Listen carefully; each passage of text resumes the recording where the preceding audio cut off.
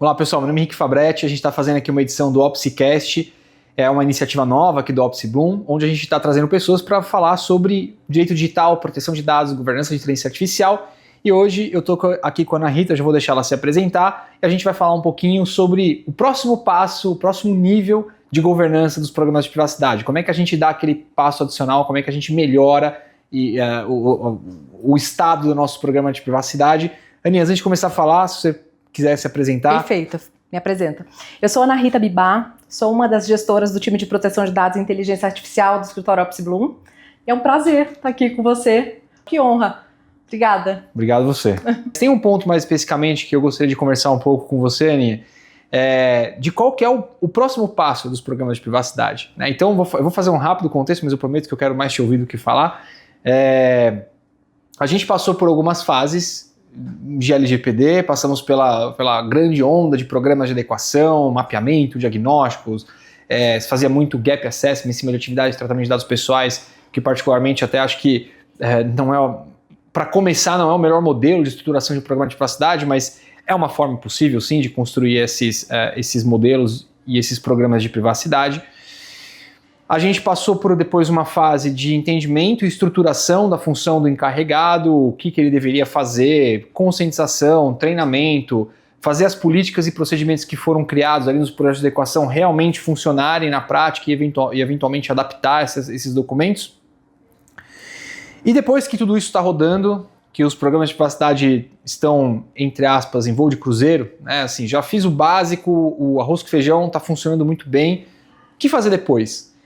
E aí eu acho que tem um ponto que eu gostaria de te ouvir, Aninha, já justamente tentando responder essa pergunta, especialmente em relação a mapa de dados, mapeamento de dados, registro de operações de tratamento das pessoas. O que você me diria que é a fase seguinte? Depois que está tudo rodando, tem o meu mapeamento de dados, como é que eu aprimoro o meu mapeamento? O que eu faço na sequência? O que eu faço para ganhar mais maturidade em relação a esse aspecto do programa de privacidade? Perfeito, Fabretti. Eu acho que assim, a gente começou o programa, principalmente quem começou com antecedência, começou no tempo certo, provavelmente ele vai ter um mapeamento que não condiz hoje com a realidade das operações de tratamento que acontecem dentro da empresa, concorda? Por quê? Porque o tempo passou, porque a gente aprendeu, porque a gente amadureceu, a gente não sabia exatamente o que perguntar, ordinariamente os mapeamentos eram gigantescos, porque a gente não sabia o que perguntar e perguntava tudo, e de forma talvez ineficiente, inclusive, para o que a gente precisa responder hoje. Então eu acho que a primeira coisa é olhar para saber se por acaso o mapeamento cobre todas as informações que a gente precisava que ele cobrisse. A gente tem, por exemplo, a resolução 15 que traz uma série de informações que a gente tem que ter no caso de ter incidente de segurança. Onde é que você vai procurar isso? Você vai procurar isso no ROPA, né? Ou no HOT. Ou deveria, né? Ou deveria, né? Então, será que a gente está coberto para responder NPD num caso de incidente de segurança? Será que o nosso mapeamento responde isso? Mais do que isso, será que ele está atualizado?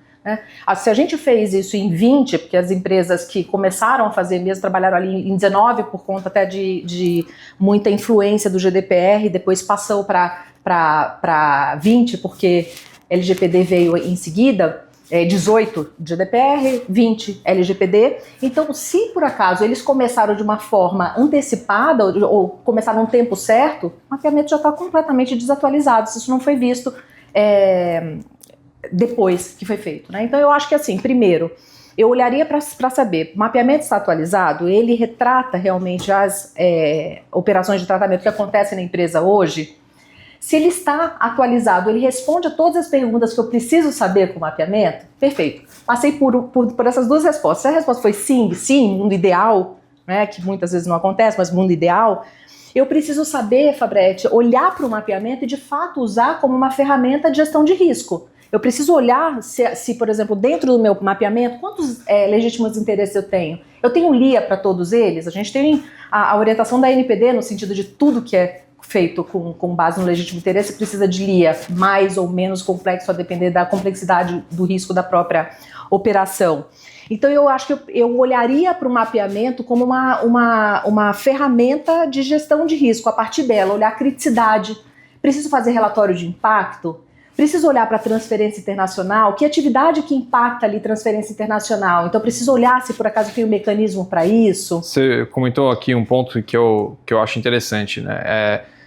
desde sempre se sabia que seria necessário identificar transferências internacionais de dados no mapeamento, porque isso já estava na LGPD, mas quando a gente teve a resolução referente ao tema publicada, a gente descobriu que talvez uma informação muito importante não estava na maior parte dos mapeamentos, que é você saber quem é a contraparte que está recebendo esses dados, porque a partir do momento que você precisa formalizar uma cláusula padrão, um contrato com cláusulas padrão contratuais, ou uma cláusula específica, ou até mesmo um BCR, você precisa saber quem é a contraparte, para poder negociar esse contrato, identificar quem é, falar com essa pessoa, né, com essa empresa, e negociar esse contrato. E a gente percebeu que essa era uma informação que não tinha.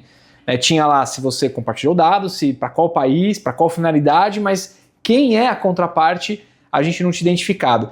E a gente percebeu, né, você, enfim, trabalhou em vários desses projetos, que essa era uma informação essencial para acelerar o processo de adequação à resolução de transferência internacional de dados. Né? Então, é um bom ponto. Né? Primeiro, você falou, ainda trouxe o país, ótimo, porque se tem um país, eu já tenho como pensar em mecanismo. Muitas vezes nem isso tinha. Né? Algum país que está na área econômica europeia, que entrou na questão da adequação, da decisão de adequação, não, eu preciso de outro mecanismo, nem sempre tinha. Mas quando tinha, é exatamente isso, você muda de fornecedor.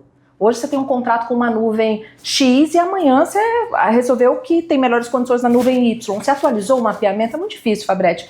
Na prática, a gente sabe que essa é uma obrigação que todos deveriam seguir, mas é muito difícil que a empresa tenha um grupo inteiro treinado e com essa cultura de mexer no mapeamento quando isso acontece. Quando tem, naturalmente, essa indicação de que fornecedor você está transferindo, né? Para onde?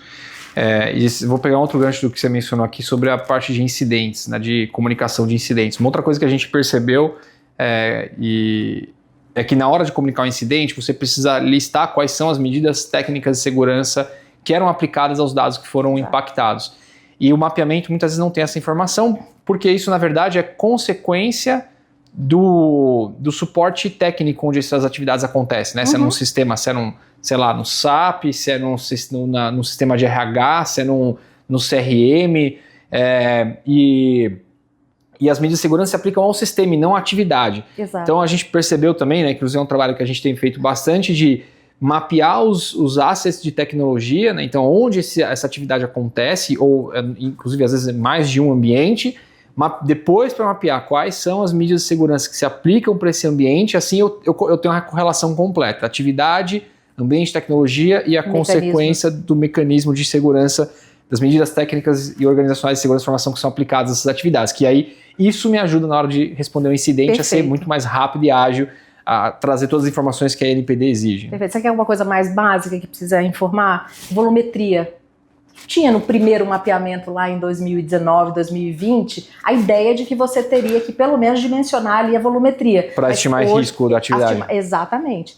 E para informar também para a NPD no caso de incidente de segurança. Como é que você faz isso hoje? E mais, ambiente, você está partindo do pressuposto bem positivo, na realidade, para um contexto positivo em que a pessoa colocou ali o ambiente em que estavam os dados. Né? Mas o que a gente vê muitas vezes em incidente de segurança, Fabretti, é que a gente tem que usar a ferramenta de data discovery, tem que usar ferramentas que nos ajudem a entender o que estava naquele ambiente que foi abalado por um incidente de segurança, porque o HOT não traz essa informação. Né? Então, assim, tudo isso, e eu acho que você tocou num ponto, que o mapeamento é uma coisa tão básica, né? Porque a primeira coisa que se faz quando você implementa uma governança de privacidade e proteção de dados... Deveria estar bem resolvido já. Deveria estar bem resolvido e não está. Né? A gente vê que não está. E quando a gente vê que não está? De duas uma. Quando a gente faz uma avaliação de maturidade, que é uma coisa que a gente faz, de olhar para a governança, entender a maturidade dessa governança.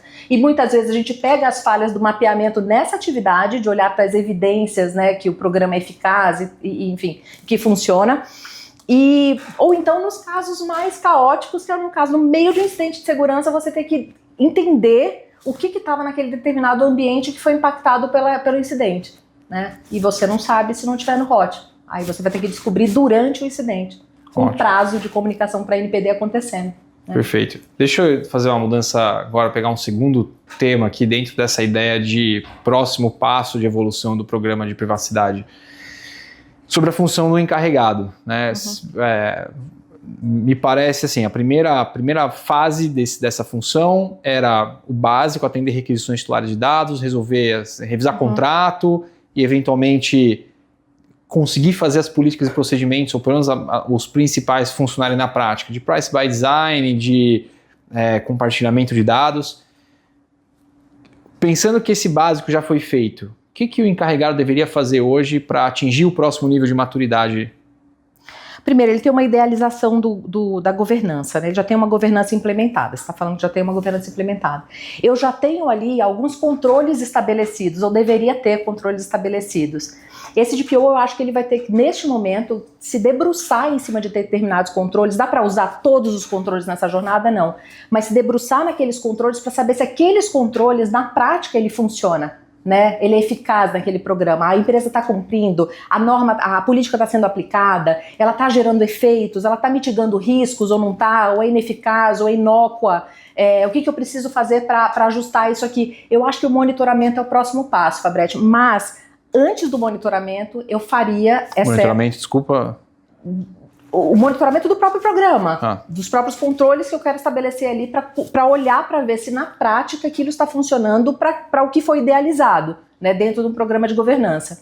Mas mais do que o monitoramento, acho que antes do monitoramento é que você já trouxe dentro de um contexto em que o programa de governança está implementado e funcionando, né? Eu acho que o monitoramento ajuda só você ter noção se no tempo isso vai continuar sendo eficaz para aquilo que foi, para a finalidade que foi criada.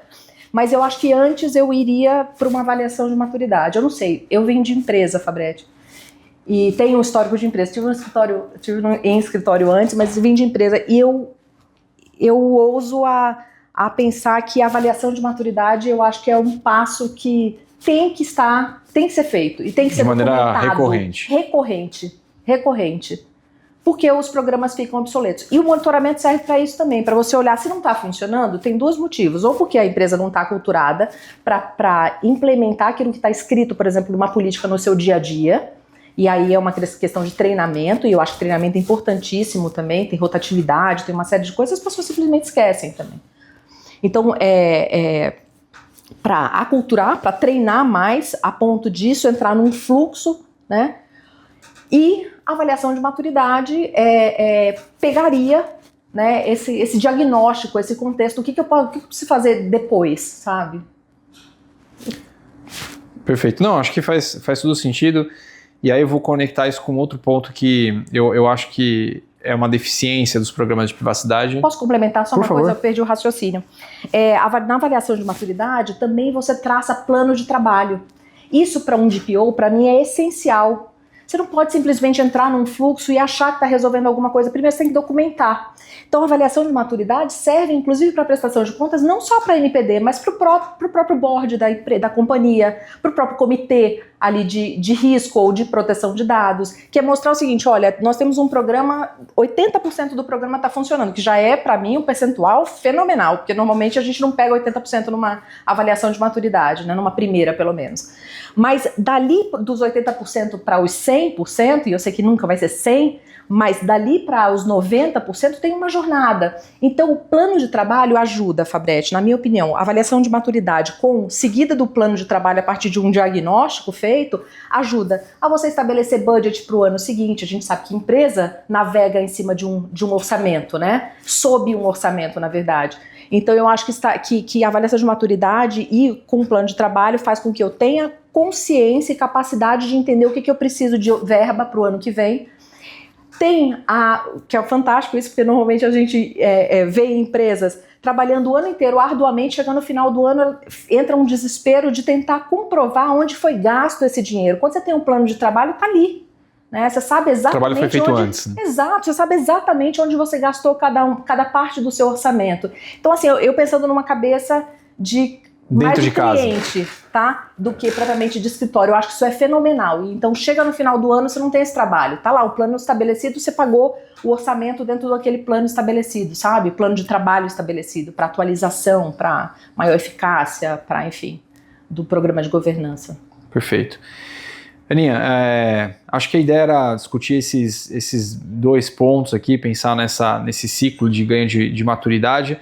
Eu vou só acrescentar um ponto que a gente acabou não falando, e eu acho muito importante, e acho que é pouco explorado, que é a criação de indicadores do programa que sejam mais relevantes, né? Então, a gente vê no nosso dia a dia que boa parte das organizações mensuram o básico, e tudo bem, né? É importante também, mensuram a quantidade de requisições que foram atendidas, prazo que elas foram atendidas, quantidade de consultas internas que foram feitas, contratos revisados, atividades de tratamento pessoais que foram avaliadas, mas isso mostra tamanho do programa, volume de trabalho, não direciona a uma ação. Exato. A não ser, tem aqui eu estou gastando muito tempo para fazer requisição de titular de dados. Ok, você até tem uma ação específica se esse indicador sai do padrão, mas não é alguma coisa que direciona a tomada de ação por parte do encarregado ou aprimoramento do programa de privacidade. E aí eu acho que esse é um ponto que, quando você fala de monitoramento, né, tanto avaliação de maturidade, mas aí num degrau mais recorrente, monitoramento, ou seja, eu checar cada atividade de tratamento de dados pessoais, se ela está atendendo a determinados parâmetros de controle, né, sei lá, transparência, princípio, necessidade de adequação, né, a gente pode criar vários padrões, eu passo a ter indicadores que me direcionam para uma ação. Exatamente. Né, porque, beleza, se eu tenho aqui das minhas 150 atividades, 20 não estão na minha vida de privacidade, olhando para um aspecto de transparência, bom, eu tenho um plano de ação concreto. Sim. Preciso fazer uma revisão da minha política de privacidade. Tudo bem que isso é bem banal, mas se olhar para compartilhamento de dados, a minha regra exige que tenha um contrato com cláusulas de proteção de dados pessoais, e eu tenho 50 atividades que não tem esse contrato, eu tenho um plano de ação específico. Exato. Não só fazer o contrato, mas entender por que aquela atividade saiu sem um contrato, alguma coisa falhou no processo. E aí você passa a ter indicadores que, na minha visão, direcionam a ações mais específicas e mais que levam a eficazes, né? mais eficazes e que levam a um próximo passo do programa de privacidade também. Então, acho que isso a gente poderia resumir aqui, né, de olhar para o mapeamento, não só atualizar, mas complementar com informações que talvez a gente não sabíamos que eram necessárias nas primeiras rodadas, primeiras versões desse mapeamento. Analisar a criticidade. Analisar a criticidade dessas atividades, o encarregado olhar para monitoramento e avaliação do seu programa de privacidade, criando um plano de trabalho. Inclusive tem uma decisão eu acho que é da autoridade de Singapura, não lembro já mais exatamente, que um dos pontos que eles pegam, eles multam a empresa, que o DPO não exercer sua função adequadamente, porque ele não tinha um plano de trabalho, né? Então eu lembrei disso agora. Então, fazer o plano de trabalho e, por fim, criar indicadores que direcionam ações mais concretas para a melhoria do programa de privacidade. Isso você resumiria aí talvez uma etapa, assim, começar a entrar no nível de sofisticação mais elevado do seu programa de privacidade, seria por esse caminho. Esse seria por esse caminho. Você trouxe só um ponto, só para finalizar aqui meu raciocínio, Fabretti, você trouxe um ponto que foi usar indicadores, por exemplo, número de requisições de titulares respondidas, enfim. O número talvez não te diga muita coisa além do volume, mas se você se debruçar em cima do que esse titular está pedindo, pode ser que te traga uma causa raiz de um problema que você pode implementar ali no plano de trabalho, pode tentar solucionar no plano de trabalho. Então, ir além, né? Porque de repente parar no número é um dado frio e que talvez não reflita. A gente vê muitas vezes como DPO, nós atendemos tantas empresas aqui como DPO, como as a service, né? E a gente vê que muitas vezes o canal do DPO é utilizado para troca de mercadoria. Não gostei, mandei no canal do DPO. Quer dizer, que não tem nada a ver com proteção de dados. Mas talvez fazer esse crivo, inclusive, do que é realmente de proteção de dados e qual a causa raiz do que levou o titular a reclamar. E talvez seja uma luz ali para melhorar ou evoluir a governança. Ótimo. Bom, era isso. Tem algumas palavras para encerramento? Quer falar alguma coisa para finalizar aqui?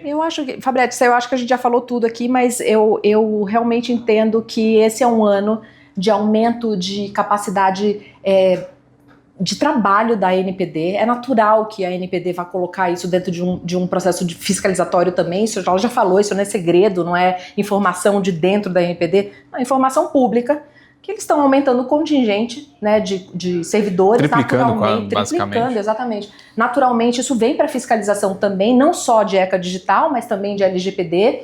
Então eu acho que é um ano para olhar para dentro de casa, avaliar, mais uma vez, sei que pode ser cansativo falar disso, mas avaliar a maturidade da governança. Fazendo o mínimo arroz com feijão. O mínimo.